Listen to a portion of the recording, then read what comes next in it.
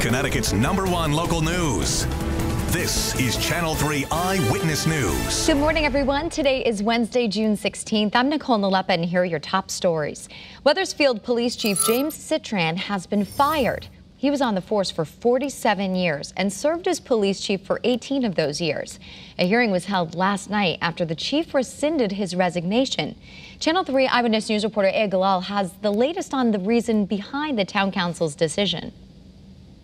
Chief James Citran has been with the Wethersfield Police Department for 47 years, 18 years of those as chief.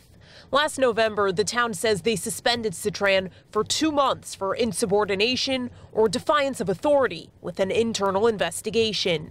When Citran returned, he announced that he would retire at the end of August. But last month, Citran rescinded his retirement.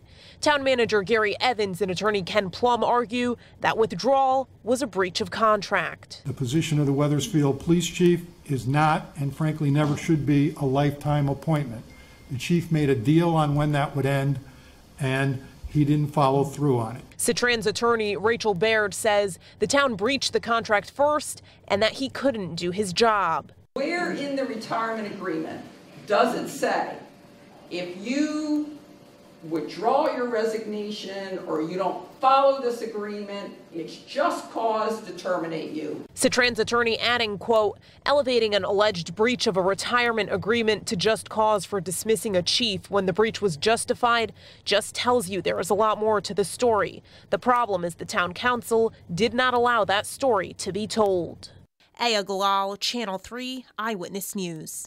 We're also following breaking news in Bridgeport. Police are looking into a shooting that took place on Main Street and Catherine Street last night. Now, we're still working to get you some more details on the investigation, and we'll update you both on air and on the Channel 3 app. And also this morning, the special session continues at the state capitol. That's where the controversial recreational marijuana bill will move to the House for a vote. But a last-second amendment could threaten the entire proposal. Channel 3 Eyewitness News reporter Roger Susanna brings us up to speed on where things stand right now.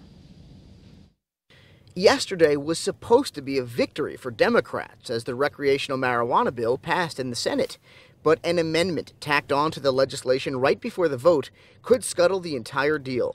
Immediately following the bill's passage, Governor Ned Lamont was threatening a veto. His chief of staff says it doesn't meet the goals of what was laid out in negotiations for equity, that it opens the floodgates for tens of thousands of previously ineligible applicants to enter the adult-use cannabis industry.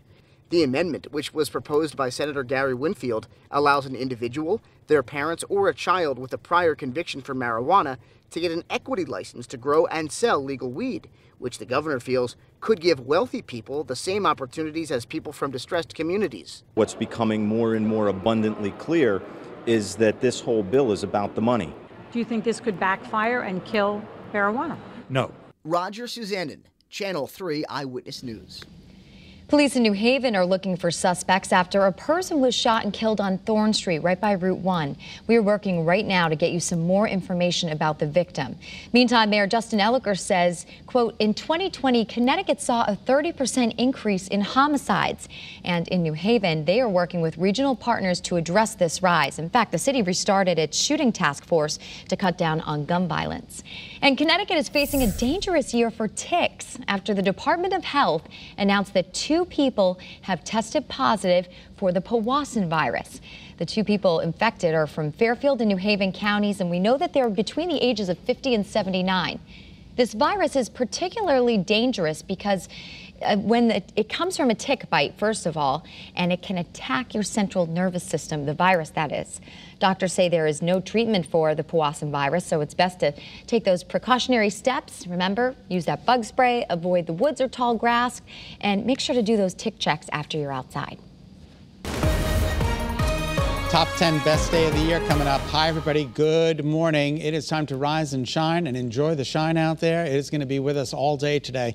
Our Channel 3 early warning radar scans to stay dry, and our severe weather threat is none today. None, thank goodness. No storms, no rain, no clouds expected today. It's just going to be a really wonderful day. Now, the temperatures are cooperating. 58, typical overnight low. We're at 57 in Litchfield.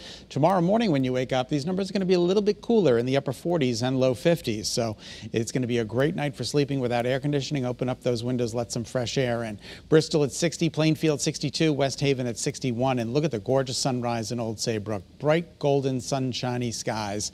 Just absolutely amazing out there. And as we take you to Hartford, with a wind out of the north-northwest at 10, a favorable direction for us, providing us with that drier, nice air. As we take a look at New Haven, 64 degrees this morning with abundant sunshine. So there's the spread, 56 to 64.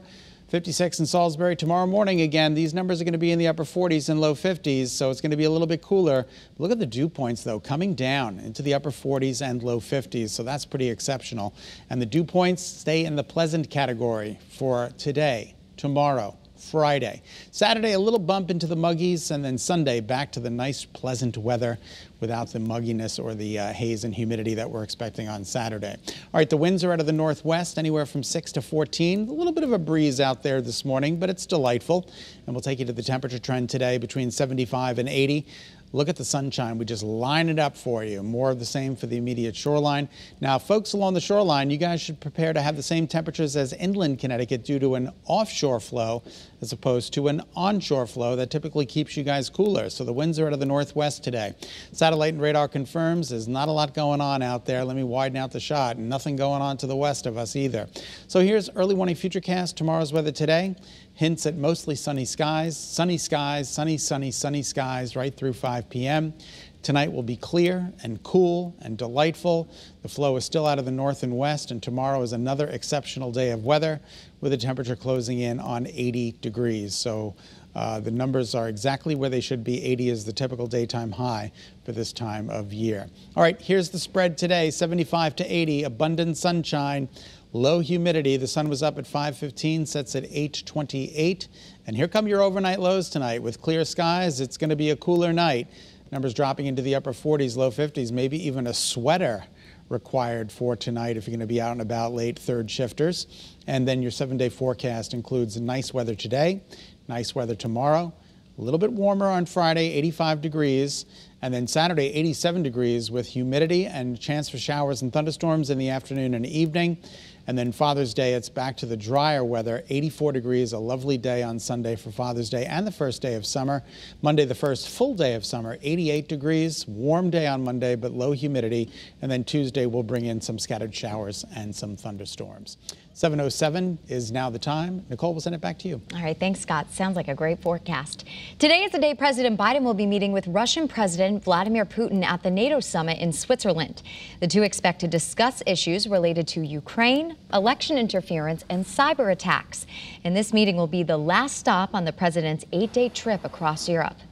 Also, we're learning the U.S. Senate just passed a bill to make June 19th a national holiday. That holiday is Juneteenth. Juneteenth commemorates when Texas slaves learned the end of slavery in the U.S. in 1865, 2 years after the Emancipation Proclamation. The House is expected to approve the measure and then send it to the White House for the president to sign. And for the first time in our state's history, the Juneteenth flag will be raised at the state capitol. In fact, a flag-raising ceremony will take place at 11 this morning to mark this event. Thanks so much for tuning in to Eyewitness News on your Wednesday morning. Remember, you can always get news and weather updates anytime on the Channel 3 app. Be healthy, stay positive, and we'll see you back here tomorrow. Thanks for watching Channel 3 Eyewitness News. Watch us live wherever you are, on our mobile, on our streaming news app. And you can also watch us on Roku, Apple TV, and Fire TV.